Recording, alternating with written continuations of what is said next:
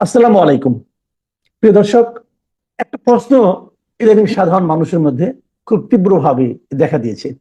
সেই প্রশ্নটা হলো যে এই যে লন্ডনে একটা বৈঠক হলো ডক্টর ইউনূসের সঙ্গে তারেক রহমানের, সেই বৈঠকের পর অনেকে এমনটা ভেবেছিলেন তাহলে বুঝি রমজানের আগে মানে ফেব্রুয়ারিতে নির্বাচন হচ্ছে।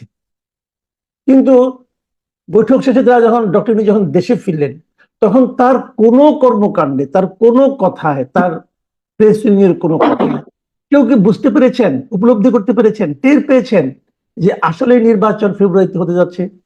বরঞ্চ আমরা বিভিন্ন ইস্যু দেখলাম যে প্রত্যেকটা ইস্যু নির্বাচনকে বিলম্বিত করার একটা অবস্থায় চলে যাচ্ছে। এরই মধ্যে গতকালকে চূড়ান্ত প্রকাশটা আমরা পেলাম জামায়াতের আমির ডাক্তার শফিকুর রহমানের কাছ থেকে। তিনি বললেন এই অবস্থায় কিসের নির্বাচন? তার মানে নির্বাচন এক ধরনের অনিশ্চয়তা। উনি বলছেন যে এই মৌলিক সংস্কার না হওয়া পর্যন্ত নির্বাচনের কোনো প্রশ্ন ওঠে না।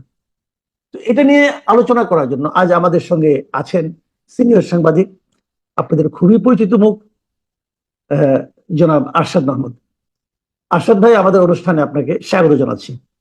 আপনাকে ধন্যবাদ। আপনি যখন কালকে শুনলেন যে জামায়াতের আমির ডক্টর শফিকুর রহমান বলছেন যে এই বাস্তবতায় কিসের নির্বাচন, নির্বাচনের বাস্তবতা এখন নাই, নির্বাচন করার মতো কোনো পরিস্থিতি নাই, আপনি কি একটু অবাক হয়েছিলেন নাকি স্বাভাবিক মনে করেছিলেন? ধন্যবাদ আপনাকে। আমার যতদূর মনে পড়ে মাসখানেক আগেই সম্ভবত আপনার এই অনুষ্ঠানে আমি বলেছিলাম যে আমি কিন্তু নির্বাচন নিয়ে সন্দিহান। আম, এবং সাংবাদিক হিসেবে আমার ট্রেনিংই সেটা যে তুমি মানে ক্ষমতাধররা যখন কোনো কথা বলে তুমি সেটা বিশ্বাস করবা না। এটা হচ্ছে আমার ট্রেনিং। এবং আমি মনে করি প্রতিটা সাংবাদিকের এই সন্দেহটা থাকা খুব জরুরি, আপনি যদি রিয়েল সাংবাদিক হতে চান। কেমন?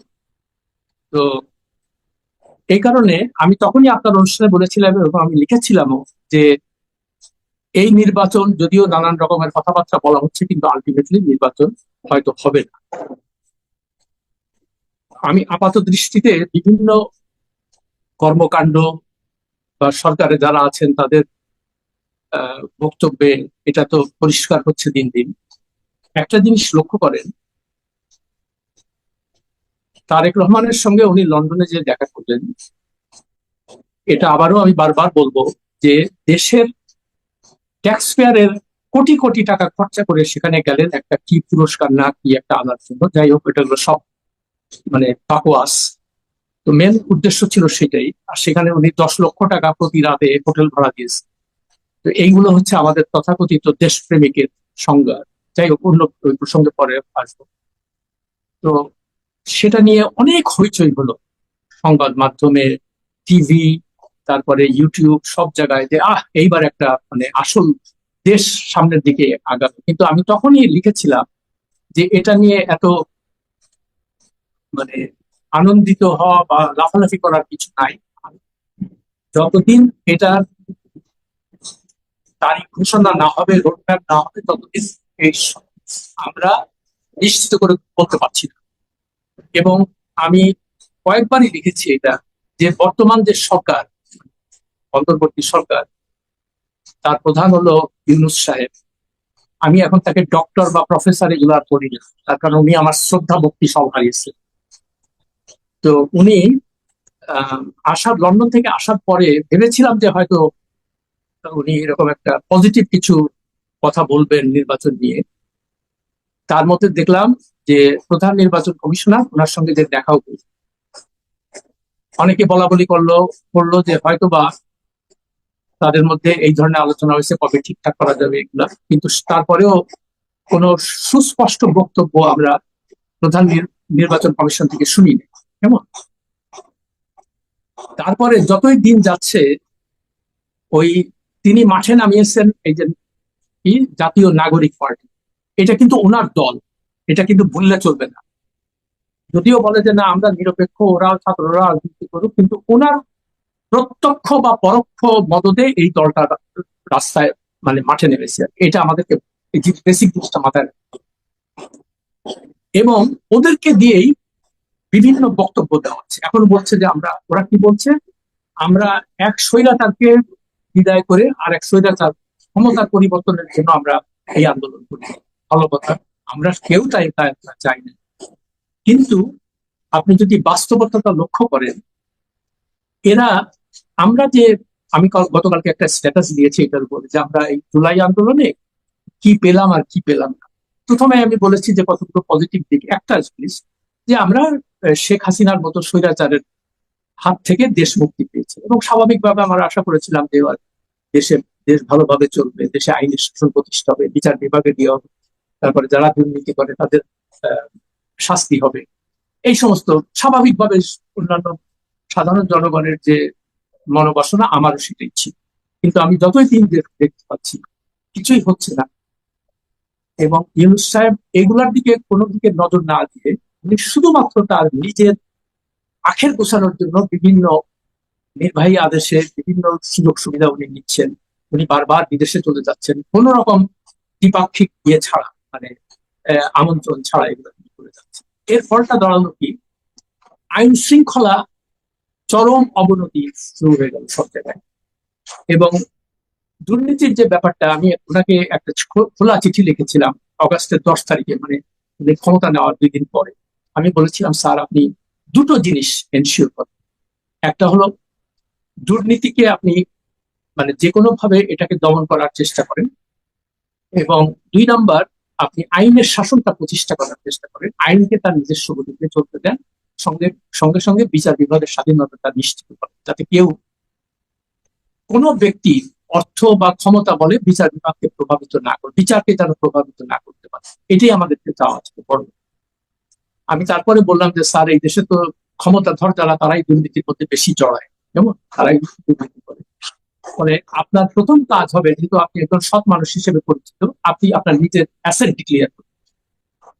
ডিক্লেয়ার করার ফলে হবে কি, তখন মানুষের মনে হবে যে না, এই একটা ভালো লোক আসছে, আর আপনার পরে যারা ক্ষমতায় আসবে তারাও একটা অব্লিগেশনে থাকবে যে আমাদেরও এই অ্যাসেট ডিক্লেয়ার করতে হবে। তখন হয়তো দুর্নীতিটার লাগামটা লাগাবে। এবং আমি সঙ্গে সঙ্গে এও বললাম যে আপনি করার সঙ্গে সঙ্গে সরকারি কর্মকর্তা কর্মচারী যারা আছে তারাও, তখন আমরা খালি যেখানেই খালি দিনের পর দিন শুনতে পাচ্ছি যে মানে সরকারে যারা থাকে, এই আমলা বলেন কর্মচারী বলেন, এরা মানে শয় শয় কোটি টাকার মালিক হয়ে যাচ্ছে, এবং কোনো শাস্তি নাই, কারো কোনো শাস্তি। আর এইগুলোর বৃদ্ধি পায় তখনই যখন আপনি কোনো অন্যায় করে পার পেয়ে যান, মানে যখন আইনের শাসন না থাকে। তো তারা জানে যে আমি যেহেতু আইনের শাসন নাই, আমি তো আইনকে কিনতে পারি, আমি বিচার বিভাগকে কিনতে পারি। তো এই জন্য আমি ওনার কাছে বলেছিলাম যে স্যার আপনি দুর্নীতির ব্যাপারে খুব শক্ত অবস্থান নেন, আর আইনের শাসন প্রতিষ্ঠা করেন, আর কেউ যদি কোনো অপরাধ করে আপনি কাউকেই মানে ক্ষমা করবেন না, খুব শক্ত হাতে এটাকে দমন করেন। উনি এসবের মধ্যে কিচ্ছুর মধ্যে না যে উনি বিভিন্ন ভাবে নানান ইয়েতে দেখতে পারেন, উনি নিজেই প্রথমেই আইন ভেঙে নির্বাহী আদেশে ওনার সমস্ত মামলা প্রত্যাহার করলেন, কর ফাঁকির কর মকুফ করালেন, গ্রামীণ ব্যাংক এবং অন্যান্য প্রতিষ্ঠানগুলোর একের পর এক সুযোগ সুবিধা দিতে থাকলেন। উনি ম্যান পাওয়ারের লাইসেন্স নিন, উনি আহ, কি বলে গ্রামীণ বিশ্ববিদ্যালয় প্রতিষ্ঠার লাইসেন্স নিন। তো এগুলো তো এরকম একটা লোকের কাছ থেকে কেউ আশা করে। আপনার উচিত ছিল কি, আমরা সবাই জানি যে এই ম্যান পাওয়ারের ব্যবসাটা সবচেয়ে দুর্নীতিগ্রস্ত একটা সেক্টর। তো ওনার উচিত ছিল যে সামগ্রিকভাবে এই সেক্টরটাকে ঠিক করা।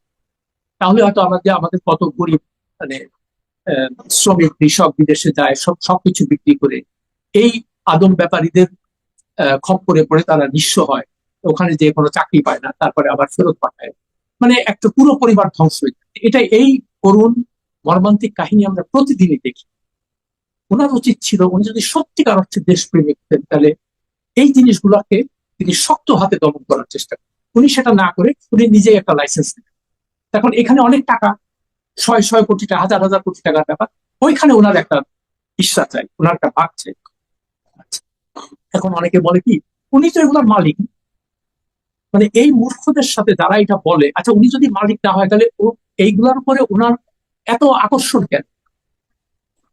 এটা তো একটা স্বাভাবিক প্রশ্ন না, যে উনি যদি কোনো কিছুরই মালিক না হয় গ্রামীণ ব্যাংক, তাহলে উনার ওই ব্যাপারটায় উনি এত উৎসাহী কেন? আর এই প্রসঙ্গে আরেকটা কথা বলি, ওই জেনারেল জিয়াউর রহমান যখন ক্ষমতায় ছিলেন তখন সবাই তো জানতো সে খুবই সৎ লোক, আর্থিক সততা ছিল তার। তো আমি সিরাজুল ইসলাম চৌধুরী, মানে প্রফেসর সিরাজুল ইসলাম চৌধুরী, ওনাকে একদিন জিজ্ঞেস করলাম, স্যার উনি তো খুব সৎ মানুষ, উনি তো টাকা পয়সা নেয়। আচ্ছা, উনি হাসতে হাসতে বললেন যে স্যার তোমার একটা কথা বলুন, উনি অসৎ কেন হবে? পুরো দেশের মালিকই তো সে, তারপর অসৎ সে তো যা চাচ্ছে তাই পাচ্ছে। তো এই আমিও ডক্টর ইউনূসের কথা এই একই কথা বলবো, যে তার তো মালিক, ডিরেক্ট মালিকানার কোনো দরকার নেই, উনি যা চাচ্ছেন সবগুলো সবকিছু পাবেন। হ্যাঁ, উনি এখন প্রাডো গাড়িতে ঘোরেন, তারপরে গুলশানে থাকে, উনি তো এলিট ক্লাসের সদস্য হয়ে গেছে। আগে গ্রাম গরিব মানুষদের নিয়ে কাজ করতো, এখন আর এগুলার মধ্যে নেই। হ্যাঁ, এখন ওই বিদেশ বিদেশ ঘোরা, আর উনি স্বপ্ন বিক্রি করেন বিভিন্ন মোটিভেশন স্পিকার, মানে মোটিভেশনাল স্পিকার হিসেবে ওনার খুব নাম। তো দুটো কথা এই প্রসঙ্গে না বলে পারছি না। উনি নোবেল প্রাইজ যখন ঘোষণা হলো তখন উনি ওই নরওয়েতে যে পুরস্কারটা নেন নাই, তখন উনি ওয়াশিংটনে গেলেন। তো আমরা ন্যাশনাল প্রেস ক্লাব থেকে ওনাকে একটা সংবর্ধনা দিই। উনি সেখানে বললেন, আমি সেখানে ছিলাম, আর কি, উপস্থিত ছিলাম। উনি সেখানে বললেন যে আমরা দারিদ্র্য কি জিনিস এটা আমরা সম্পূর্ণভাবে নির্মূল করব, এবং ভবিষ্যতে বলবে যে পৃথিবীতে তো অনেক দারিদ্র ছিল, এখন এই দারিদ্র কোথায়? তো উনি বললেন যে এই দারিদ্রকে আমরা মিউজিয়ামে পাঠাই। কেউ যদি দারিদ্র দেখতে চায় বা জানতে তাকে জাদুঘরে যেতে হবে। সেটা আজকে 19 বছর আগের কথা, 19 বছর আগের কথা। এখন একটাই এই প্রশ্ন, এই কথাটা মনে হয় আপনাকে আমি বলেছিলাম, আমি নিজে লিখেছি আজ পর্যন্ত কি পৃথিবী থেকে বা বাংলাদেশ থেকে দারিদ্র দূর হয়ে গেছে? দারিদ্রকে কি আমরা, তো আর কত বছর লাগবে? তো এই ধরনের কথাবার্তা, চটকদার কথাবার্তা শুনতে খুব ভালো লাগে, বুঝলেন, কিন্তু বাস্তবতা তো ভিন্ন। হ্যাঁ, আর একটা উনি বললেন, এখন উনি বের করছেন 3-0, এটা আর একটা স্বপ্ন। হ্যাঁ, সুন্দর সুন্দর কথা। এই 3-0 মানে কি? একটা হলো জিরো পভার্টি, মানে কোনো দারিদ্র থাকবে না। আরেকটা হলো জিরো আনএমপ্লয়মেন্ট, কোনো আহ, কেউ বেকার থাকবে না। আর 3 নম্বর হলো যে কার্বন এমিশন হবে জিরো। কেমন? তো উনি এগুলো শুনতে খুব ভালো লাগে, কিন্তু উনি একবারও ভেবে দেখেছেন যে এই দারিদ্র বা এগুলোর মূল কারণটা কি? মূল কারণ হলো সারা বিশ্বে যে কনফ্লিক্ট আপনারা দেখতে পাচ্ছেন, যুদ্ধ বিগ্রহ, এগুলো পশ্চিমা বিশ্ব আমেরিকার নেতৃত্বে এগুলো করছে সব জায়গায়। কেমন? এই করার ফলে কি হচ্ছে? মানুষ মানে তার নিজের দেশ থেকে অন্য দেশে পালাচ্ছে, রিফিউজি হচ্ছে মানুষ। হ্যাঁ, ঘর বাড়ি ধ্বংস হয়ে যাচ্ছে। তো মানুষ তো দিন দিন আরো গরিব হচ্ছে। তো এই কথা ইউনূস শাহ কখনোই বলে না যে আমেরিকা তোমার কারণেই কিন্তু পৃথিবীতে দারিদ্র বাড়ছে, তুমি এই সমস্ত যুদ্ধ বিগ্রহ বন্ধ না করলে এইটা কিন্তু আমাদের থেকে আমাদের, কিন্তু ওই কথা মানে আমেরিকার বিপক্ষে যায় একটা কথাও সে বলে না। জি, কেমন? আশাদ ভাই, আমরা এবং এই নির্বাচন প্রসঙ্গটা নিয়ে প্রথম প্রশ্ন করেছিলাম। নির্বাচনের এখন আপনি জামাতের আমিরের এই বক্তব্যের পর আপনি নির্বাচন নিয়ে কতটুকু আশাবাদী দেখতে পাচ্ছেন? না, আমার আগেও যেমন আশা ছিল না, এখন নেই। তার কারণ একটা জিনিস মনে রাখতে হবে, এরা কোনো দেশের ভালো করার জন্য আসে না, এরা আসছে নিজের সুবিধার জন্য। কেমন? তো ফলে যতদিন নির্বাচন দীর্ঘায়িত হবে ততদিন এই সুযোগ সুবিধাগুলো ভোগ করতে থাকে। সুযোগ সুবিধার মধ্যে কি? আমি লিমুজিন গাড়িতে চলবো, আমার এসএসএফ থাকবে, আমি 50-60 জনকে নিয়ে বিদেশে যাব, ঘুরবো, দেশের টাকা ঘুরাবো, এবং এসে বলবো যে আমি বিশ্ব জয় করে আসছি, আমি সাংঘাতিক পারে, পৃথিবীতে আমাদের ব্র্যান্ডিং খুব ভালো হচ্ছে। উনি নিজে কিছুদিন আগে বলেছিলেন না যে আমরা এমন দেশ গড়বো যে আমরা কারো কাছে যাব না, অন্যরা সবাই আমাদের কাছে আসবে। কিন্তু দেখতে পাচ্ছি কি, উনি সবার কাছে যাচ্ছেন, আমাদের কাছে কেউ আসছে। একটা অদ্ভুত একটা ব্যাপার। যে আচ্ছা, তারপরে ওনার যে মূল যে সংস্কার যেগুলো ছিল, যেমন আমি আপনার অনুষ্ঠান করেছি আগে, যে আপনি নির্বাচন ব্যবস্থা মানে সংস্কার করেন। নির্বাচন ব্যবস্থার মূল সংস্কারটা হবে এমপিদের যেন কোনো আর্থিক ক্ষমতা না থাকে।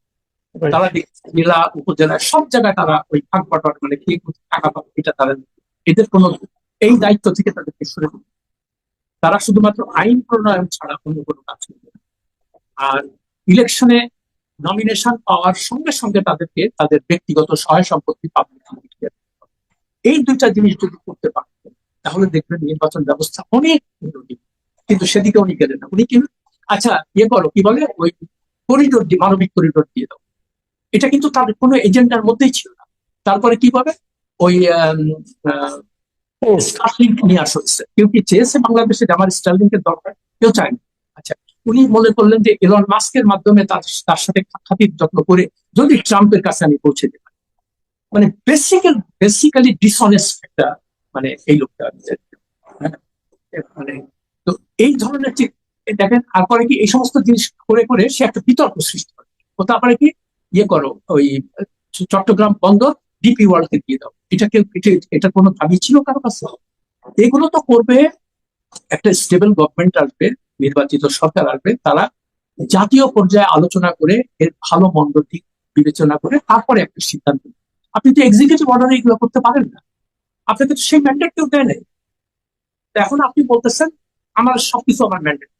এগুলোর একটাই মাত্র উদ্দেশ্য, কিভাবে নির্বাচনকে বিলম্বিত করা যাবে, আর কন্ট্রোভার্সি হলেই মানুষ ওইগুলো নিয়ে কথা বলবে, নির্বাচনের কথা বলবে। এখন কিন্তু নির্বাচনের কথা কেউ বলতেছে না।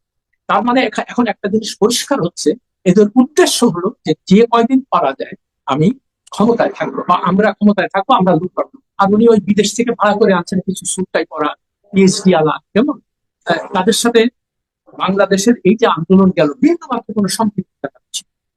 ওনারা কি মানে যুক্তিটাকে, ওনারা খুব মেধাবী, খুব যোগ্য। তো ভাই 11 মাসে ওনারা এই মেধা যোগ্যতা দিয়ে কি কাজটা করছে আমাদেরকে জানা, আমরা তো জানি না কিছু। বলতেছে এগুলো আপনারা বুঝবেন না। তা হ্যাঁ, আমরা তো অশিক্ষিত মানুষ, আমাদের জ্ঞান পরিমাণ নাই, আমাদের লেখাপড়া নাই, আমরা কেমন করি? আমরা বিদেশের কাছে বা বিদেশ মানে আমরা আমাদের সাংঘাতিক ব্যাপার, বিদেশিরা যেটা করবে ওইটাই আমাদেরকে শুনতে হবে। বিদেশিরা বলতেছে যে, একজন লিখছে আমার ইয়ের মধ্যে যে দেখেন উনি বিদেশে অনেক সম্মানিত লোকটা, ওনাকে সম্মান করে কথা বলে। তো এইটার উত্তর আমার তো মনে হয় বিদেশিরা যাকে নিয়ে বেশি নাচানাচি করে তার সম্পর্কে আমাদের সন্দেহ থাকা উচিত। এখন বিদেশিরা আমাদের কোনো ভালো চায়, তারা বিদেশিরা আসে এখানে লুট করার। সেই ইস্ট ইন্ডিয়া কোম্পানি থেকে এই লুটপাট শুরু হয়েছে এবং এখনো চলছে, বুঝলেন? তো এখন এই ইস্ট ইন্ডিয়া কোম্পানির প্রতিবি হলো এই যে মোহাম্মদ ইউনুস এবং এই সকল সুট্টাইওয়ালা পিএইচডি করা ইংরেজি বলা লোক, ওদের স্বার্থ। তো ফলে আমার মানে বটম লাইন হচ্ছে, নির্বাচন নিয়ে আমি একেবারেই আশা পরিষ্কার। আর একটা কথা, এই যে 1 বছর হয়ে গেল জুলাই বিপ্লবের, এই 1 বছরে আপনার কাছে কি মনে হয় সবচেয়ে বড় অর্জন আমাদের কোনটা? কিছু না কিছু তো পেয়েছি, বড় অর্জন কোনটা, অথবা বড় বিসর্জন, অথবা পরে কোনটা, সংক্ষেপে যদি বলেন। ওই অর্জনটা তো আমি গতকালকের পোস্টে বলেছি যে হ্যাঁ। প্রথম অর্জন হলো যে আমরা হাসিনার মতো স্বৈরাচার থেকে দেশকে মুক্তি। আমাদের মানে বিশ্বাস বন্ধ হয়ে আসছে যে এইরকম লুটপাট, এরকম অবিচার, এই এগুলোর থেকে অন্তত আপাতত, তারপরে স্বাভাবিকভাবে আমরা যেটা আশা করেছিলাম যে এর থেকে আমরা ভালো শিক্ষা নিয়ে আমরা ভালো, এটা এবং ইউনূস সাহেব যখন দেশের দায়িত্ব নিলেন সবার মনেও, সবার মতো আমারও খুব আশা দেখেছিল যে না, এই লোকটা একটা ভালো লোক। তো কালকে একজন আমাদের বলছে যে উনি যে সব লোক, এই সার্টিফিকেট আপনি কিভাবে দেন, আপনি কি তার সম্পর্কে জানেন? সত্যি কথা বলতে আপনি জানেন, তবে লোক মুখের শুনি, তাকে ব্যক্তিগতভাবে চিনি অনেকদিন থেকে, তাকে আমি অনেকবার ইন্টারভিউ করেছি, আমার কাছে মনে হচ্ছে যে লোকটা চিন্তা ভাবনা ভালো, দেশের কথা ঠিক। কিন্তু একটা মানুষ সব কি অসৎ, ভালো কি মন্দ, এটা কখন পরীক্ষা হয় জানেন? যখন তার কাছে ক্ষমতা। তো আগে কোন ক্ষমতার বাইরে ছিলেন, তো তখন আমরা সবাই তাকে ফেরেশতা মনে করতাম, কিন্তু যখনই উনি ক্ষমতা পেলেন, এই স্বাদ পেয়ে গেলেন, তখনই দেখলাম ওই ক্ষমতার যে সমস্ত লোক, এই লোক থেকে উনি বের হতে পারছেন না। আর কিভাবে এই এই ক্ষমতাকে দীর্ঘায়িত করা যায় এবং কিভাবে সুযোগ সুবিধা লুটপাট করা যায়, উনি এবং ওনার দল নিয়ে আসছেন। এবং নাইলে চিন্তা করেন আপনি, এই যে হাসনাত, সাব্বির, নাহিদ, আসিফ মাহমুদ, অজিত ভুইয়া, তারা, তো এদেরকে তো আমরা খুব আদর্শবাদ মনে করেছিলাম, তাই না? আমি বলেছিলাম যে এদেরকে আপনি প্রত্যেকটা সরকারি অফিস এবং থানায় এদের পোস্ট মানে ইয়ে দেন, ওয়াচডগ হিসেবে রাখেন, তাহলে মানুষ সমস্ত মুক্তি পাবে দুর্নীতি থেকে। কমা কয়দিন পরে এসেই এরা মানে 5-10 টাকা, 1000 টাকা, তা না, শয়ে শয়ে কোটি টাকা পাবে। এক ব্যাপারকে জিজ্ঞেস করেছে যে একটা সার্ভিস হাসনা, তোমাদের তো কোনো ইনকাম নেই, তোমরা এই প্রাণ গাড়িতে কিভাবে চলো? তোমরা আগে মানে হোস্টেলে থাকতাম, মেসে থাকতাম, এখন তোমাদের 7,000 8,000 টাকা দামের ঘড়ি তুমি পড়ো, তারপরে তুমি এত দাম দামি, এই প্রশ্নগুলো কেউ করবে না। আর এখানে আরেকটা কথা বলি, এই প্রশ্নগুলো করা হচ্ছিল সাংবাদিক, কিন্তু সাংবাদিকতা এমন পর্যায়ে নিয়ে গেছে যে সাংবাদিকদের একমাত্র ধান্দা, সাংবাদিকতা আর নাই, এখন ধান্দা হলো যে এই ক্ষমতার আশেপাশে যারা থাকে এদেরকে ব্যবহার করে আমি কিভাবে নিতে রাখি। নাহলে আপনি চিন্তা করতে পারেন যে বসুন্ধরার মতো মালিকদের মতো এইরকম খুনের আসামি, ধর্ষণের আসামি, ভূমিদস্যু, অর্থ পাচার, কেমন লুটেরা, এই সমস্ত মামলা আছে, দুদকের মামলা আছে, তারপরেও তার কোনো অ্যারেস্ট হয় কেন হয় না? ওই যে দেখলাম যে কোথায় 1500 কোটি টাকা দিয়েছে এই ছাত্রদের, সত্য মিথ্যা জানি না, কিন্তু এটা নিয়ে তো কোনো রিজয়েন্ডার আসে নাই গভর্নমেন্ট থেকে যে না এটা হয়নি। তো ফলে তারা দেখেন তারা দিব্যি ঘুরে বেড়াচ্ছে সবাই। তো আপনি যে আইনের শাসনটা প্রতিষ্ঠা, আইন যখন আপনি সিলেক্টিভলি ইনফোর্স করবেন যে তোমাকে আমার পছন্দ না, তোমাকে আমি জেলে দেবো, তুমি আমাকে টাকা দিবা, আমি তোমাকে কিচ্ছু করবো না, তুমি যা ইচ্ছা করতে পারো। তো এইভাবে কি একটা দেশ চলতে পারে? এখন আপনার মনে হচ্ছে যে আসাদ ভাই আপনি তো খালি এই সমস্ত নেগেটিভ কথা বলেন। আমি কি করবো? আমি তো সাংবাদিক, আমার তো এই প্রশ্নগুলো করতে হবে। তো এখন উনি এসে দেখেন সাংবাদিকদের আরেকটা স্বপ্নটা তিনি করলেন। অন্যান্য মানে দুর্বৃত্ত রাজনৈতিক দল যেমন এরশাদ, খালেদা জিয়া, হাসিনা, এরা এসে ওই সাংবাদিকদের তথাকথিত এই সাংবাদিক নাম ধরে দুর্বৃত্ত বলি আমি, এদেরকে দলে নেয়, নিয়ে বলে আচ্ছা তোমার প্রেস মিনিস্টার বানাবো, তোমার প্রেস সেক্রেটারি বানাবো, তোমাকে পোস্টিং দিব বাইরে, তোমাকে ফ্ল্যাট দিব। হ্যাঁ, তো ফলে আমরা তো সবাই খুব একটা মানে নিম্ন মধ্যবিত্ত আমাদের তো আশা আকাঙ্ক্ষা থাকে যাতে ভালো থাকে। ওরা দেখে যারে এ তো মহা সাংঘাতিক ব্যাপার, এগুলো আসলে কি ক্ষমতা কাছাকাছি ওদেরকে তোষামত করলেই। তো আমি বলেছিলাম যে স্যার, আমি একটা লেখার মধ্যে লিখেছি, স্যার আপনি এই কাজটা করেন না, আপনি সাংবাদিকদের সাংবাদিকতা করতে দেন, এটা করবেন না। কিন্তু উনি এসে অমুক তুমি ওয়াশিংটন যাও, তুমি লন্ডন যাও, তুমি দিল্লি যাও, তুমি প্রেস সেক্রেটারি হও, এবং যত সকল আর ওই উনি পদবি দিয়ে সিনিয়র সেক্রেটারি, তারপরে কি বলে আহ, আহ, প্রতিমন্ত্রীর পদমর্যাদা। আর এগুলা দিলে হয় কি, এরা কিন্তু আইনগুলো নিজেরা, তুমি বিজনেস ক্লাস ট্রাভেল, তুমি 5 স্টার হোটেলে থাকতে পারবা, তুমি প্রতিদিন দিয়ে পাবা $100 কেমন। তো এগুলো তো ওনার বাপের পয়সা না। তো উনি যে অ্যাপয়েন্টমেন্ট গুলো দেন কেমন, এগুলো তো একটা অনৈতিক কাজ। জি। আর আমরা ভাই এত বড় লোক কোথা থেকে হইলাম যে আমরা বিজনেস ক্লাসে ট্রাভেল করতে হবে? আমরা খারাপ। আর এই যে ফকিন্ডির বাচ্চাগুলা, মানে সুটটাই পরা ইংরেজিওয়ালা, এরা কি নিজের পয়সায় কোনোদিন বিজনেস ক্লাস ট্রাভেল করে? কোনো 5 স্টার হোটেলে থাকে? এই যখনই এই মানে এই গরিব জনগণের তথাকথিত সেবার নাম করে আসে, এসে এই সমস্ত লুটপাট শুরু করে। তো এইভাবে কি একটা দেশ চলতে পারে বলুন? জি, অনেক ধন্যবাদ। অনেক ধন্যবাদ জনাব আসাদ মাহমুদ। আপনি আপনার ক্ষোভের কথা বললেন, এবং আমরা তো আসলে আশাবাদী হতে চাই, কিন্তু কিভাবে আশাবাদী হবো এটা বুঝতে পারছি না।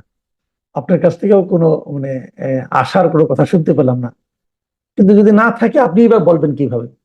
প্রিয় দর্শক, আপনারা শুনলেন জনাব আসাদ মাহমুদের বিশ্লেষণ নির্বাচন নিয়ে, এবং বর্তমানে যারা দায়িত্বে আছেন, ক্ষমতা আছেন, তাদের বিভিন্ন আচার আচরণ যেগুলো ওনার কাছে খারাপ লেগেছে সেগুলো নিয়ে।